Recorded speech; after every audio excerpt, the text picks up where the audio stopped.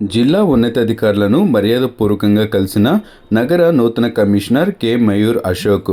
గుంటూరు నగరపాలక సంస్థ నూతన కమిషనర్గా కె మయూర్ అశోక్ శనివారం బాధ్యతలు తీసుకున్న అనంతరం జిల్లా కలెక్టర్ ఏ తమీం అన్సారియా, ఎస్పీ వకుల్ జిందాల్, నగర మేయర్ కోవెలముడి రవీంద్రలను మర్యాదపూర్వకంగా కలిసి నగర అభివృద్ధి సమస్యలు తదితర అంశాలపై చర్చించారు.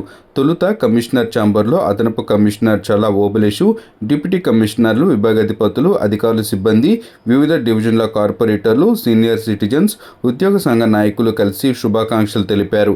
ఈ సందర్భంగా కమిషనర్ మాట్లాడుతూ గుంటూరు నగరాన్ని అన్ని రంగాల్లో సమగ్రమైన అభివృద్ధి చెందిన నగరంగా తీర్చిదిద్దడంలో ప్రతి ఒక్కరూ కృషి చేయాలని, ప్రతి ఒక్కరి అభిప్రాయాలు పరిగణలోకి తీసుకుంటానన్నారు.